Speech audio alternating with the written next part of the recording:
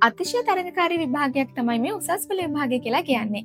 ඉතින් ඒ තරඟකාරීත්වයට අපිට ලේසියෙන් මුහුණ දෙන්න පුළුවන් නම් ඒකට හොඳම විසඳුමක් තමයි මේ මාස්ටර් ගයිඩ් ප්‍රකාශකින්ගේ පසුගිය විභාග ප්‍රශ්නෝත්තර පොත කියලා කියන්නේ. ඉතින් ඔයාලා හොඳටම දන්නවා මාස්ටර් ගයිඩ් ප්‍රකාශකින් කියලා කියන්නේ වසර ගණනාවක් තිස්සේ ඔයාලා අතර ජනප්‍රිය හොඳ ප්‍රකාශනයක්. මේ තියෙන්නේ ජීව විද්‍යාව කියන විෂයට අදාළව පසුගිය විභාග ප්‍රශ්නෝත්තර පොත.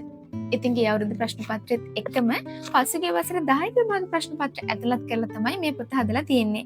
ඒ වගේම මේ පොතේ අවසානයේට පිළිතුරු පත්‍රත් ඇටච් කරලා තියෙන නිසා ඔයාලා ලියන පිළිතුරු ඔයාලටම නිවැරදි කියලා බලා ගන්නත් පුළුවන්. ඉතින් මේ පොතට අමතරව ඔයාලගේ මේ විෂයට අදාළව කෙටි සටහන් පොතත් අපෙන් ඕඩර් කරන්න පුළුවන්.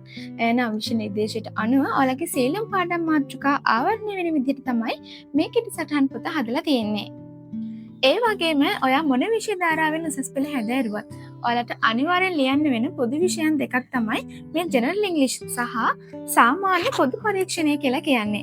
ඉතින් මේ විෂයන් දෙකට අදාළවත් පාස් පේපර්ස් පොත් අපි ළඟ තියෙනවා. ඒ වගේම සාමාන්‍ය තොරතුරු තාක්ෂණය කියන විෂයට අදාළවත් මේ වගේ කෙටි සටහන් පොත් අපෙන් ඕඩර් කරන්න පුළුවන්. ඉතින් මේ සියල්ලම පැකේජ් එකක් විතර උනත් ලබා ගැනීමේ හැකියාව තියෙනවා.